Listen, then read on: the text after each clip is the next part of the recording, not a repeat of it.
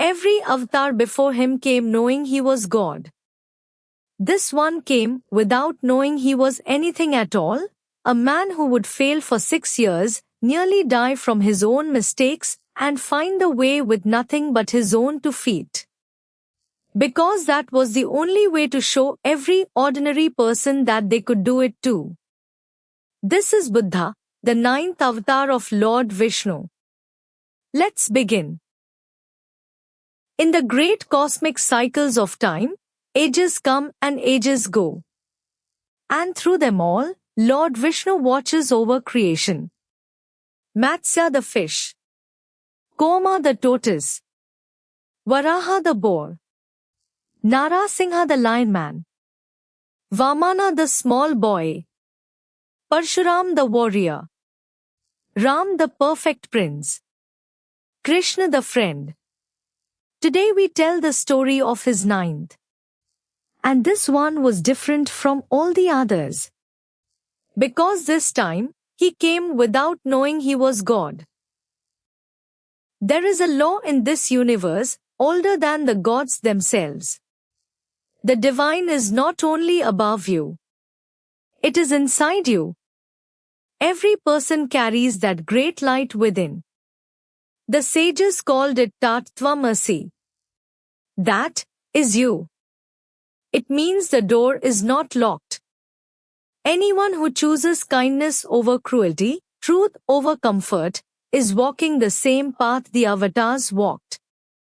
Our story is about the avatar who came to prove it. Long after Krishna, something had gone wrong in the world. Not war. Not a demon king. Something quieter. People still performed their rituals, but they had forgotten why. Ceremonies had become enormous and expensive. Animals were sacrificed by the hundreds. Priests argued over words while beggars starved outside. People knew every verse, but had forgotten kindness. Lord Vishnu looked down and was not angry. He was sad. Because this time, no weapon could help. You cannot fight a hard heart with a bow. So Vishnu chose something new.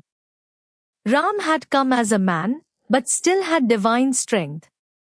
Krishna had come as a friend, but still knew who he was. This time, Vishnu gave up everything. No divine weapons. No divine memory. No knowledge that he was God. He would be born human. He would search. He would fail. He would have to find the way with nothing but his own 2 feet. This would be his 9th avatar. In a small kingdom near the Himalayas, a prince was born. His name was Siddhartha. His father was King Shadhodan.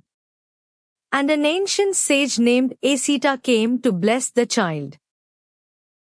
But after seeing him, the old sage began to weep. "Why do you cry?" asked the king. "Nothing is wrong," said Asita. "This child will become one of the greatest teachers the world has known. But I am too old to live long enough to hear him teach. He will become either a great king or a great sage. It depends on what he sees." The king made his choice. "My son will be a king. He will never see anything sad." And so Siddhartha grew up surrounded by beauty. Inside the palace were music, feasts, flowers, and healthy young people. No one old. No one sick. No one grieving. Siddhartha believed the world was beautiful. But kindness was already inside him. One day, his cousin shot a swan. Siddhartha ran to it first, pulled out the arrow, and cared for its wound. His cousin demanded the bird. "I shot it, it's mine." Siddhartha answered, "A life belongs to the one who saves it, not to the one who takes it." And the elders never forgot those words. Siddhartha grew up, married Yashodhara, and had a son named Rahul. He was a prince with everything anyone could want. And yet, he wondered what lay beyond the palace walls. One day, he asked his charioteer to take him outside. There, in a single afternoon, he saw three things he had never seen before. An old man. What happened to him? He grew old, my prince. Everyone does. Then a sick man. Anyone can fall ill. Then a body being carried to the river. What is that? Death. It comes for everyone, for you, for me, for your son. Siddhartha was shaken. Everyone he loved would grow old, become sick, and die. No palace wall could stop it. Then he saw a fourth thing. A wandering monk, walking peacefully through the same suffering. Siddhartha thought, he knows something I do not. I am going to find out what it is. That night, Siddhartha stood at the doorway of his room. He looked at his sleeping wife and infant son. He did not wake them. He walked into the darkness. Not because he loved them less, but because he believed he could not save anyone until he understood suffering. He would not return for 6 years. He studied under the greatest teachers of his time. Then he tried the hardest path he knew. He starved himself. He punished his body. He lived on almost nothing. For 6 years, he pushed himself to the edge of death. And still, he had no answer. One day, he collapsed beside a river. A village girl named Sujata found him. She saw only a starving man and offered him rice cooked in milk. He accepted it. The other seekers were disgusted. He has given up. And they left him. But Siddhartha had realized something. He thought of a lute. If the string is too loose, it makes no music. If it is too tight, it snaps. Only the middle is right. I lived in a palace with everything, and found no answer. I lived with nothing, and found no answer there either. The way is in the middle. And so he called it the middle way. Siddhartha regained his strength and sat beneath a great fig tree. He made a vow, I will not rise until I understand. That night, Mara came to test him. First came fear. Then temptation. Then doubt. Who are you to do this? Mara asked. Siddhartha did not argue. He simply touched the earth. As if saying, I have as much right to seek the truth as anything that grows upon it. And Mara could do nothing more. As the morning star rose, Siddhartha understood. Not through a boon. Not through a weapon. Not through a miracle. Through 6 years of searching and one night of awakening. From that moment, he was called the Buddha. The one who woke up. What he understood was simple. First, everyone suffers.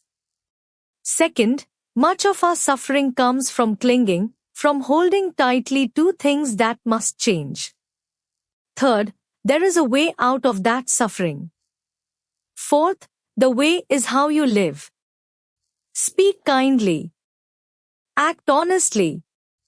Harm no one. Watch your own mind. Be gentle with living things. No expensive ceremony. No secret words. Just how you live every day. The Buddha began to teach. He went to places where animals were being sacrificed for blessings. And he asked, if a life is precious enough to offer to the gods, how can it be cheap enough to take? The priests had no answer. And one by one, the animals were released. He also taught something revolutionary. You are not made noble by your birth. You are made noble by your conduct. Kings sat beside beggars. Merchants sat beside workers. Women learned beside men. Anyone could hear the teaching. There was a bandit named Angulimala, feared throughout the kingdom. The Buddha walked into his forest alone. Angulimala shouted for him to stop, but the Buddha kept walking. The bandit chased him but could not catch him. Stop! He cried. The Buddha turned. I stopped long ago, Angulimala. I stopped harming. It is you who has not stopped. For the first time, someone looked at Angulimala and did not see a monster. He dropped his weapon and never picked it up again. Then a young mother named Kisa Gotami came to the Buddha carrying her dead child. Please bring him back. The Buddha said, I will help you. But first, bring me a mustard seed from a house where no one has ever died. She went from door to door. But every family had lost someone. A father. A daughter. A brother. Slowly, she understood. She was not alone in suffering. She returned without the seed, but she returned with understanding. Years later, the Buddha returned to the palace. Yashodhara stood before him. She had raised Rahul alone. She was allowed to be angry. But she also saw that Siddhartha had found what he had gone searching for. Rahul, now a boy, stood before his father. The Buddha did not offer him a kingdom. He offered him the teaching. And Rahul accepted it. The Buddha taught for 45 years. And when he was very old, he lay beneath 2 flowering trees. His students gathered around him. Master, what will we do without you? The Buddha gave them his final teaching, be your own lamp. And then he was still. And so ended the story of Lord Vishnu's 9th avatar. He came with no weapon, no divine strength, no memory of being God. He was hungry. He was wrong for 6 years. He nearly died from his own mistakes. And then he found the way with nothing but his own 2 feet. That was the whole point. The other avatars showed us what God can do. This one showed us what a person can do. And now, look at the journey of these avatars. Parshuram came with an axe because rulers had forgotten how to protect. But destroying cruelty does not teach people what to build. So came Ram to show what a good king looks like. He gave up a kingdom to keep his father's word. Then came Krishna, because knowing what is right is not always enough. So Krishna taught us, do your duty, and let go of what you cannot control. And then came the Buddha. The world had rituals, but had forgotten kindness. So he taught that compassion toward every living thing is worth more than 1,000 perfect ceremonies. Every avatar came for the same reason. Not to be worshipped. Not to be feared. To teach us how to live. And they all taught the same 4 things. Be good to yourself. Be good to your family. Be good to your people. Be good to this earth and every creature living on it. Why did the avatars have to come at all? Because we had forgotten. Not because we were incapable. The sages said it long ago. Tat tvam asi. That is you. The same light that was in Ram is in you. The same light that was in Krishna is in you. Not a smaller version. The same light. So every time you choose kindness when cruelty would be easier, every time you tell the truth when a lie would save you, every time you protect something small when no one is watching, you are carrying that same light into the world. The avatars are not only in the stories. They live through anyone who follows what the stories taught. So be good to yourself. Be good to your family. Be good to your people. Be good to Mother Earth. And be your own lamp. No one can show you the way. You have to walk it. The light you are looking for is already inside you. Every living thing can suffer, so every living thing deserves your kindness. Buddham Sharanam Gacchami.